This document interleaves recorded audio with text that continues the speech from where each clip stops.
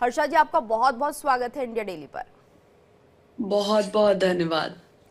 तो हर्षा जी, जिस तरह से महाकुंभ में कहीं ना कहीं आप एक तरह से एक अलग ही नाम और पहचान के साथ दुनिया के सामने आई, आपकी जो रील्स थी लगातार वायरल हो रही थी, हर कोई आपसे बात करना चाहता था। किस तरह के अनुभव आपके रहे इस दौरान? अनुभव देखिए, थोड़े से खट्टे और बहुत ज्यादा मीठे रहे हैं, थोड़े से बुरे और बहुत ज्यादा अच्छे रहे हैं। तो बहुत सारी यादें लेके मैं प्रयागराज की भूमि से वापस आई हूँ। तो ये जो अनुभव है, ये जिंदगी में कभी ना भूलने वाले अनुभव रहे हैं मेरे।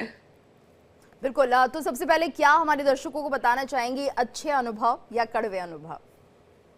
देखिए, अच्छे तो मैं बार बार अपने हर वीडियो के माध्यम से, हर बात के माध्यम से मैंने सबसे यही बोला है कि जितने भी लोग अभी तक महाकुंभ का हिस्सा नहीं बने, अपने घरों में बैठे हुए हैं, उन्हें अपने घरों से निकल के और महाकुंभ का हिस्सा जरूर बनना चाहिए, क्योंकि ये जो मौका है, ये जिंदगी में आपको सिर्फ एक बार मिलेगा।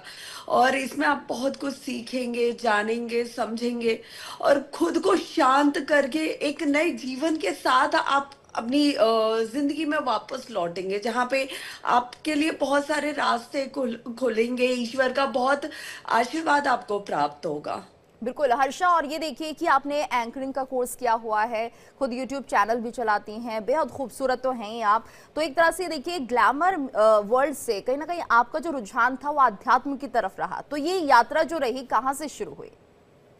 देखिए, मैंने एंकरिंग का कोई कोर्स नहीं किया हुआ है, लेकिन वही होता है कि जिस तरह महाकुंभ में ईश्वर ने मेरे लिए रास्ते खोले, उसी तरह महादेव ने पहले एंकरिंग के लिए मेरे लिए रास्ते खोले थे, कि अचानक से मुझे उसमें शोज मिले हैं और सारी चीजें आगे बढ़ी है।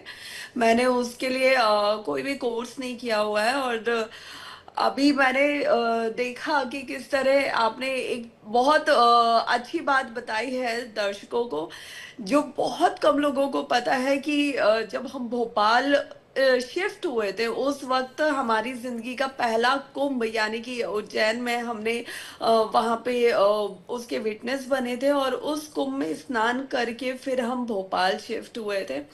तो वहां से फिर हमारी जिंदगी बदली थी, और कुंभ का एक अलग आशीर्वाद हमें जीवन में प्राप्त हुआ है, जो शायद हर बार ही हुआ है। जी बिल्कुल। और आगे अब किस तरह से आपका कोई विजन है हर्षा? क्या आप करना चाहती हैं? क्या आध्यात्म की दुनिया में ही आगे बढ़ना चाहती हैं या फिर कुछ और प्लान्स भी हैं आपके? देखिए, अभी जो कुछ भी हुआ है पिछले एक महीने में, वो क्योंकि मैं कुंभ में ही थी, प्रयागराज में ही थी, तो अभी फिलहाल मैं कुछ भी नहीं सोच पाई हूँ कि आगे क्या करना है। और अभी मैं जब से कुंभ से वापस आई हूँ, तब से मेरी बहुत ज्यादा हालत खराब चल रही है। और अभी मैं बेड रेस्ट पे हूँ अपने घर पे।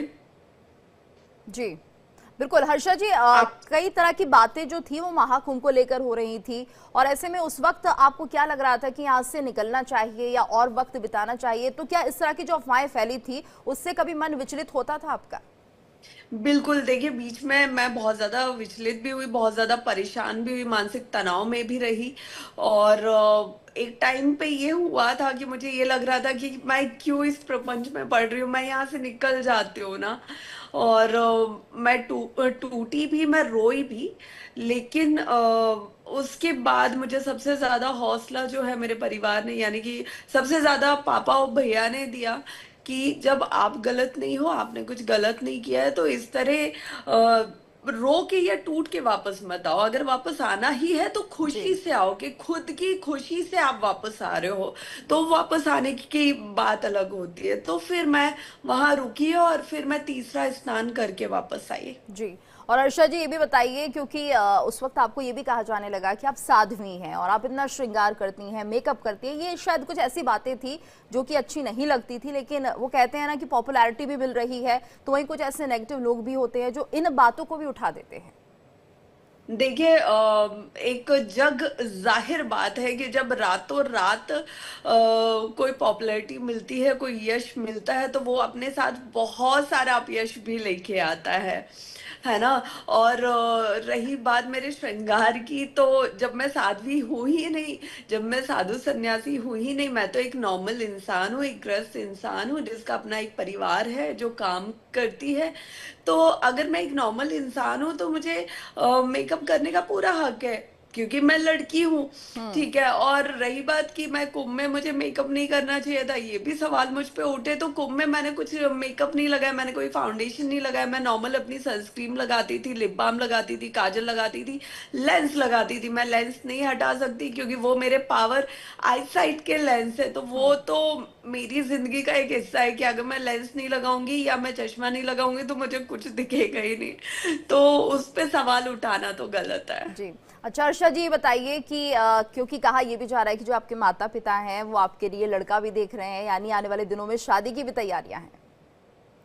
तो देखिए, मैं लड़की हूँ और मैं कोई साधु सन्यासी नहीं हूँ, तो आने हम्म। वाले टाइम में हो सकता है कि मेरी शादी भी हो जाए। अगर मेरी किस्मत में, जब महादेव ने इतनी मेरे लिए रास्ते खोले, सब चीजें खोले हैं, तो मेरी किस्मत में अगर शादी करना लिखा होगा तो वो जरूर होगी। तो इसमें कोई दिक्कत जैसा कुछ है नहीं। और मेरी किस्मत में अगर सन्यास लेना लिखा होगा तो वो भी होगा। लेकिन मुद्दा ये है कि दोनों में से जो भी चीजें होंगी, चाहे मैं शादी करूं या नहीं करूं, मैं चलूंगी धर्म के रास्ते पे। ये मैंने एक बिल्कुल निर्णय ले चुकी हूँ कि मुझे धर्म के रास्ते पे आगे चलना है, युवाओं को इससे जोड़ना है, समाज को इसके प्रति जागरूक करना है। तो ये चीजें आने वाले टाइम में आपको देखने को मिलेंगी। जी।